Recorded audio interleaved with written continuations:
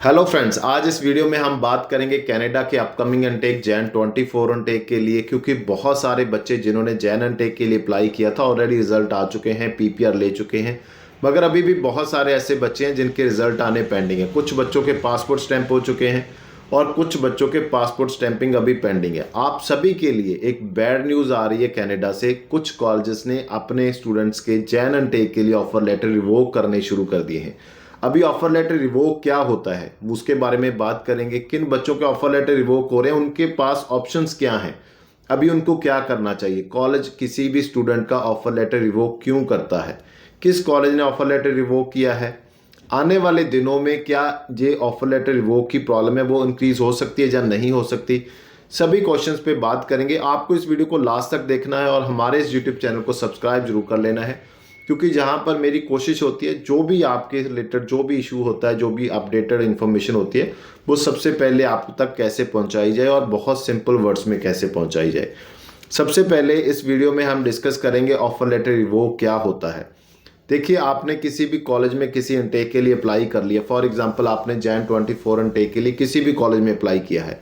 College ने आपको offer letter दिया, आपने ट्यूशन फी पे किया, आपने एलओए रिसीव किया, आपने अपनी फाइल एम्बेसी में लॉन्च की, आपका रिजल्ट आ गया। आप किसी भी स्टेज पे हैं, आपके पास अभी जस्ट ऑफर लेटर है, आपने ट्यूशन फी पे कर दिया, ट्यूशन फी सीट आ गई, आपको एलओए भी आ गया, आपने अपनी फाइल एम्बेसी में लगाई है, रिजल्ट की वेट कर रहे हैं, जहाँ रिजल्ट आ चुका है। किसी भी स्टेज पे, इन सभी स्टेजेस में से आपका ऑफर लेटर रिवोक कर सकता है कॉलेज या यूनिवर्सिटी। वो उसके पास राइट्स है, यानी कि आपको मना कर सकता है आपकी एडमिशन के लिए।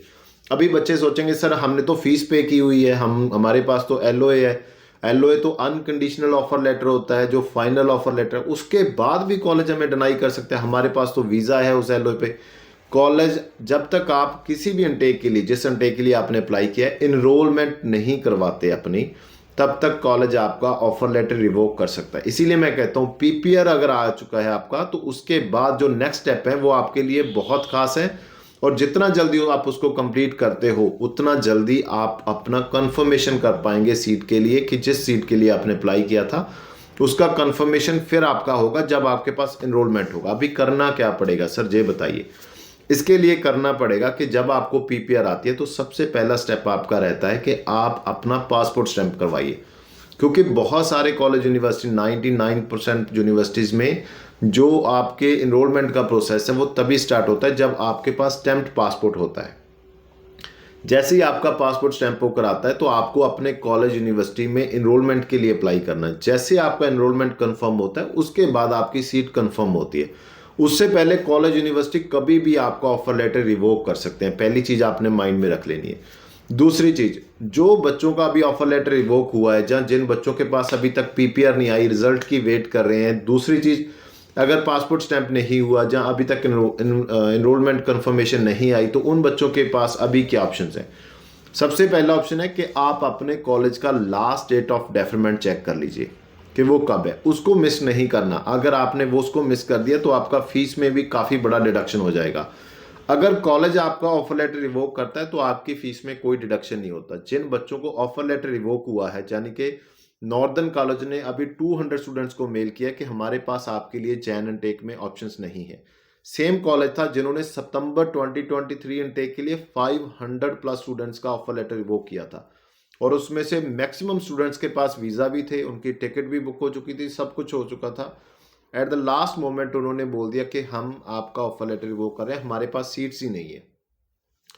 अभी जिस बच्चे का ऑफर लेटर रिवोक होगा उसके पास 2 ऑप्शंस हैं जो कॉलेज ने दिए हैं उसको। पहली है, आप डेफरमेंट ले लीजिए नेक्स्ट इनटेक में। फॉर एग्जांपल, आप मई में चले जाइए, अगर मई में सीट्स हैं, अगर मई भी फिल हो चुका है तो आप सितंबर 24 इनटेक के लिए वेट करिए।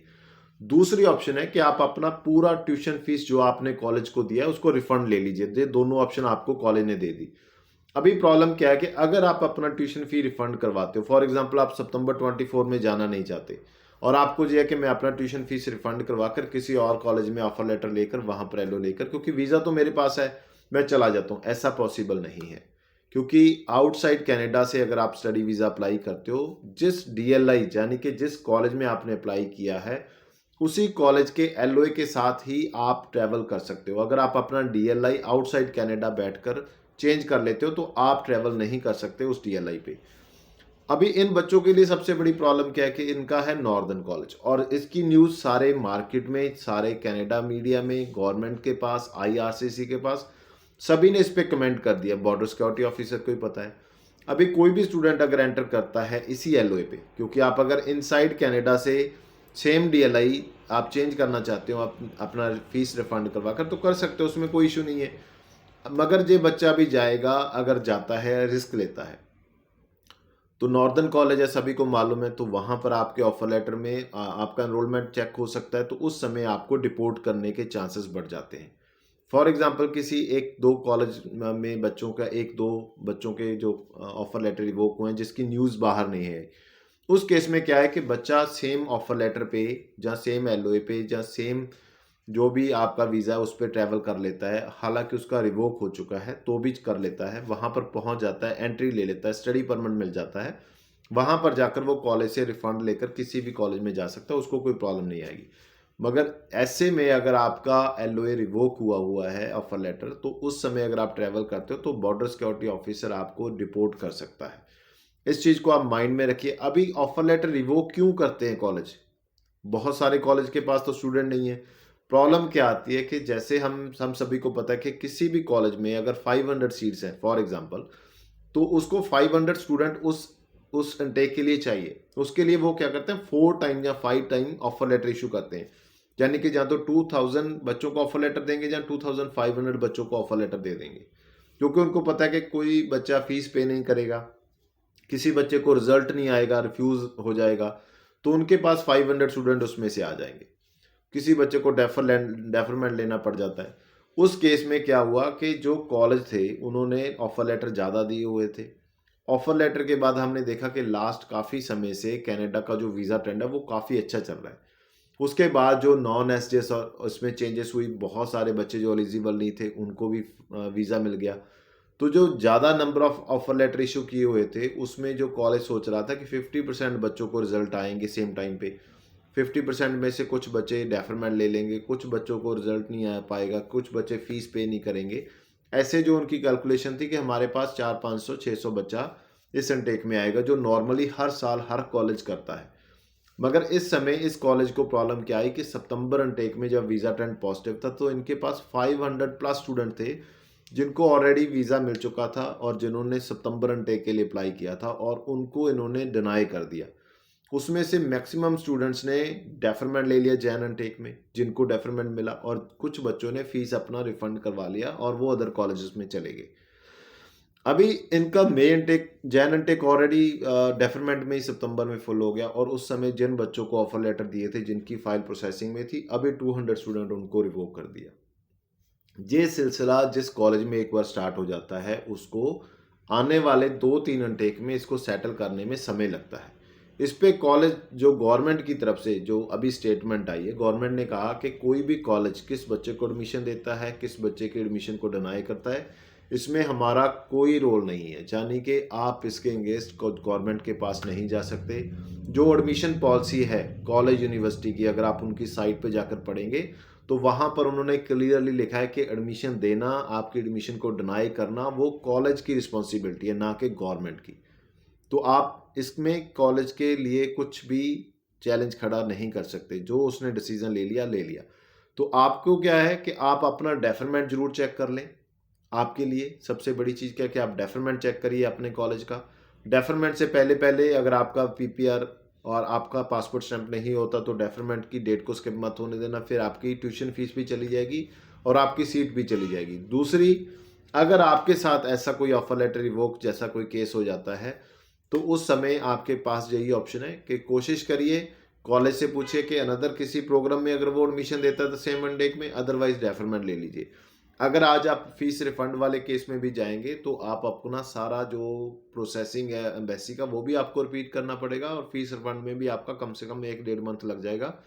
और 1-1.5 मंथ या 2 मंथ के बाद अगर आप मे इनटेक अप्लाई करेंगे तो पॉसिबिलिटी है कि मे इनटेक भी आपको ना मिले। तो सितंबर में ही जा सकते हैं, तो हो सकता है कि कॉलेज आपको मे इनटेक का डेफरमेंट दे दे। जिन बच्चों को मे का डेफरमेंट मिल रहा है, जिन बच्चों को लगता है कि मेरा डेफरमेंट डेट नेड़े है और मेरा जो पासपोर्ट स्टैंप नहीं होगा, तो उनको मे में डेफरमेंट लेने में कोई प्रॉब्लम नहीं होनी चाहिए। उम्मीद करता हूँ कि ये वीडियो आपको अच्छी लगी होगी। डेफरमेंट के लिए ऑफर लेटर रिवोक के बारे में जितनी भी इन्फॉर्मेशन थी वो सारी मैंने आपके साथ शेयर की है। पीपीआर आने के बाद सबसे पहले अपना पासपोर्ट स्टैंप जरूर करवा लीजिए। पासपोर्ट स्टैंप करवाने के बाद इनरोलमेंट का प्रोसेस स्टार्ट करिए, वो बहुत ज़रूरी है। जब तक इनरोलमेंट नहीं होगी, आपकी जो सीट है कंफर्म नहीं होगी, फिर ही आप ट्रैवल कर पाएंगे। उम्मीद करता हूँ ये वीडियो आपको अच्छी लगी होगी। अगर फिर भी कोई डाउट है तो आप नीचे दिए गए नंबर 9551760001 पे हमारी टीम को कॉन्टैक्ट कर लीजिए, अपनी प्रोफाइल शेयर करिए। जो भी डाउट्स हैं आपके क्लियर किए जाएंगे। ऑप्शंस चाहिए आपको जैन 24, मई 24, सितंबर 24, सभी के लिए ऑप्शंस रेडी हैं। आप जस्ट अपनी प्रोफाइल शेयर करिए, जो बेस्ट ऑप्शंस आपके लिए होंगी वो आपको प्रोवाइड की जाएंगी। कोई भी प्रोसेसिंग फीस स्टडी वीज़ा के नाम पे आपको किसी को देने की ज़रूरत नहीं। पूरा का पूरा जो प्रोसेसिंग है वो फ्री ऑफ कॉस्ट है, कुछ भी पैसा आपका एक्स्ट्रा नहीं लगेगा। फॉर एग्जांपल अगर आप अपनी फ़ाइल खुद लगाते हो तो भी आपका उतना कॉस्ट आएगा, अगर आप वो फाइल हमसे लगवाते हो तो भी आपकी सेम कॉस्ट आएगी, 1 रुपया भी आपका ज़्यादा नहीं लगेगा। मगर जो प्रोफेशनल हेल्प है वो आपको मिल सकती है बिल्कुल फ्री ऑफ कॉस्ट, यानी कि आपको किसी तरह का कोई लॉस नहीं अगर आप हमारी कंपनी के साथ अपना स्टडी वीज़ा प्रोसेस करते हो। जो बच्चे दूर से हैं, आप किसी भी स्टेट से हैं इंडिया की, आपके लिए ऑनलाइन सर्विसेज अवेलेबल हैं, सिंगल विजिट करने की ज़रूरत नहीं है। अगर आप विज़िट करना चाहते हैं, पंजाब में हमारे 3 ऑफिस हैं।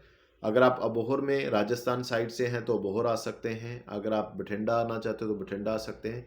अगर आप हिमाचल हरियाणा से हैं तो आप मोहाली आ सकते हैं। अगर आप बहुत दूर से हैं तो आप एयरपोर्ट पे आ सकते हैं मोहाली में, तो वहाँ से आप हमारे ऑफिस में आ सकते हैं। अगर आप नहीं विज़िट करना चाहते तो ऑनलाइन आप मेरे साथ जो वीडियो काउंसलिंग पे आकर अपना जो भी डाउट्स हैं उसको क्लियर कर अपना वीज़ा प्रोसेस कर सकते हैं। उम्मीद करता हूँ हमारे एफर्ट्स आपको अच्छे लग रहे होंगे। आप सभी के लिए रिक्वेस्ट है कि आप हमारे इस यूट्यूब चैनल को सब्सक्राइब और इस वीडियो को लाइक और शेयर जरूर कर दें। Thank you so much.